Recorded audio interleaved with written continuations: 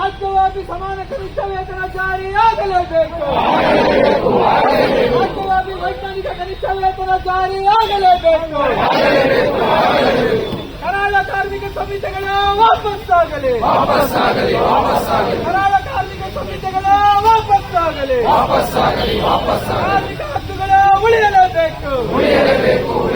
ಕಾರ್ಮಿಕರ ಹಕ್ಕುಗಳ ಉಳಿಯಲೇಬೇಕು.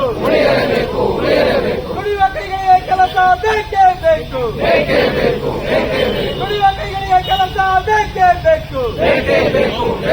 ಹಿಂಪಡಿಬೇಕಿಲ್ಲ ಅಂದ್ರೆ ಈ ಒಂದು ರಾಜ್ಯದಲ್ಲಿ ಕಂಬಿನ ರನ್ ಮಾಡೋದಕ್ಕಾಗಲ್ಲ ಅಂತ. ಸೊ ಅದರಿಂದ ನಾವೇನ್ ಮಾಡ್ಬೇಕು, ಓಕೆ ಅವತ್ತಿನ ಸುಮಾರು ವರ್ಷಗಳಿಂದ ನಮಗಿನ ದೊಡ್ಡವರು ನಾವು ಕೂಡ ಹೋರಾಟ ಮಾಡ್ಕೊಂಡ್ಬಂದು ಈ ಮಿನಿಮಮ್ ವೇಜಸ್ ನ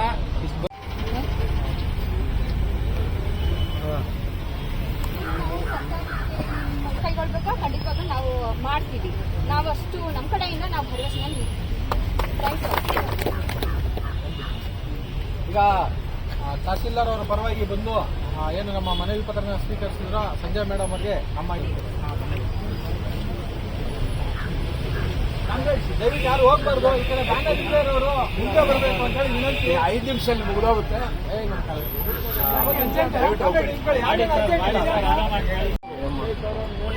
ಸಂಬಳ ಸೈಡ ಕಂಡುಬಿಡ ಅಂದ್ರೆ ಯಾರಾದ್ರೂ ಮಾಹಿತಿ ಹಾಕಿಬಿಟ್ಟು ತುಂಬಾ ಸಂಬಳ ಗುರುಗಳು ಬಂದಿದ್ದಾರೆ ಅಂತ ಹೇಳ್ತಾ ಇದ್ದೀವಿ. ಬೇರೆ ಏನು ಅದರಿಂದ ನಮಗೆ ಲಾಭ ನಾವು ಸಮಾಜದಲ್ಲಿ ಕಷ್ಟಪಡ್ತಾ ಇದ್ದೀವಿ. ನಮ್ಮ ಕೋರಿಕೆ ನೋಡಿ, ನಮ್ಮ ಗೋಪಾಲ್ ಕಿತ್ತೂರಿಂದಲೇ ನಾವು ನಮ್ಮ ಇದು ನಮ್ಮದು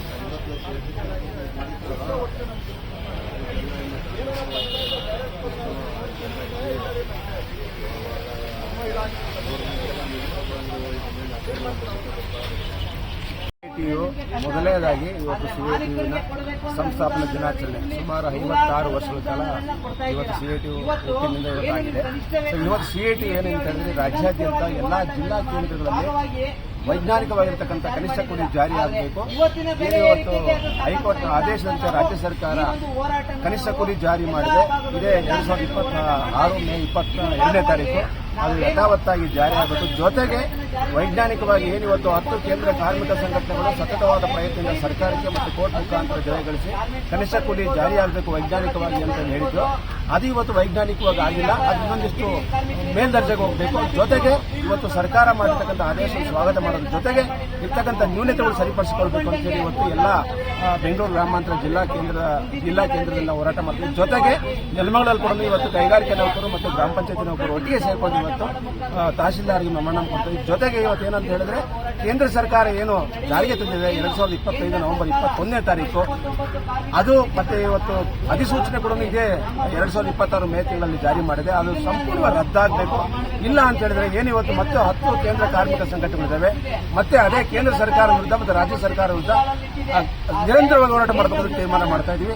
ಹಾಗಾಗಿ ಇವತ್ತು ಕನಿಷ್ಠ ಕೂಲಿ ಜಾರಿ ಆಗಬೇಕು ಅಂತೇಳಿ ತಾಲೂಕು ಸಮಿತಿಯಿಂದ ಸಿಐಟಿ ತಾಲೂಕು ಸಮಿತಿಯಿಂದ ಮತ್ತು ಗ್ರಾಮ ಪಂಚಾಯತಿ ನೌಕರರಿಂದ ತಹಸೀಲ್ದಾರ್ ಮೆಮೊರಾಂಡಮ್ ಕೊಡೋದ್ರ ಜೊತೆಗೆ ರಾಜ್ಯ ಸರ್ಕಾರಕ್ಕೆ ಇವತ್ತು ಮನವಿ ಮಾಡಿಕೊಳ್ತಾ ಇದ್ದೀವಿ.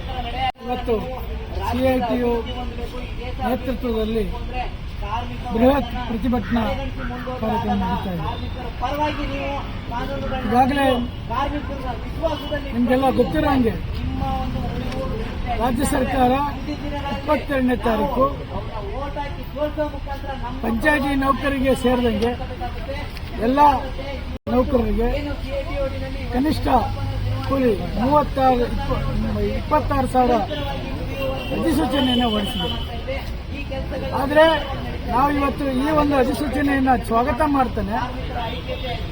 ನಮ್ಮ ಡಿಮ್ಯಾಂಡ್ ಇರ್ತಕ್ಕಂಥದ್ದು 36,000. ಇವತ್ತಿನ ಬೆಲೆ ಏರಿಕೆಗೆ ಅನುಗುಣವಾಗಿ ಎಪ್ಟಗೋಸ್ ಬಿಟ್ ಮತ್ತು ಕಂಪನಿ ಏನಿದೆ ಆ ಕಂಪನಿಯ ಕೇಸ್ನಲ್ಲಿ ಸುಪ್ರೀಂ ಕೋರ್ಟ್ ಕೊಡ್ತಕ್ಕಂಥ ಮಾರ್ಗಸೂಚಿಗಳನ್ನು ಅನ್ವಯ ನಮಗೆ ಕನಿಷ್ಠ ವೇತನ ಜಾರಿ ಆಗಬೇಕು. ಆ ಜಾರಿಗೋಸ್ಕರವಾಗಿ ಇವತ್ತು ನಾವು ಹೋರಾಟವನ್ನು ಮಾಡ್ತಾ ಇದ್ದೀವಿ. ಗ್ರಾಮ ಪಂಚಾಯತಿ ನೌಕರು ಕೂಡ ಈ ಹೋರಾಟದಲ್ಲಿ ಸಕ್ರಿಯವಾಗಿ ಭಾಗವಹಿಸಿದೆ. ಇಡೀ ರಾಜ್ಯದಲ್ಲಿ ಸುಮಾರು 48,000 ಜನ ನೌಕರರು ಪಂಚಾಯತಿ ನೌಕರಿದ್ದಾರೆ. ಈ ಕನಿಷ್ಠ ವೇತನ ಅಲ್ಲಿ ಕೆಳಗಡೆ ಜಾರಿ ಆಗಬೇಕಾಗಿದೆ. ಮತ್ತೆ ಅವರನ್ನ ಕಾಯಂ ನೌಕರರು ಅಂತೇಳಿ ಪರಿಗಣನೆ ಮಾಡಬೇಕು ಅಂತೇಳಿ ಇವತ್ತು CIT ಮುಖಾಂತರ ಒತ್ತಾಯ ಮಾಡ್ತಾ ಇದ್ದೇವೆ. ಎಲ್ಲ ನೌಕರರನ್ನು ಕಾಯಂ ಮಾಡಿ ಆ ಮುಖಾಂತರ ಅವರಿಗೆ ಎಲ್ಲ ಸೇವಾ ಸೌಲಭ್ಯಗಳನ್ನು ಬಡ್ತಿಗಳನ್ನು ಕೊಡಬೇಕಂತ ಒತ್ತಾಯವನ್ನು ಮಾಡ್ತಾ ಇದ್ದೇವೆ.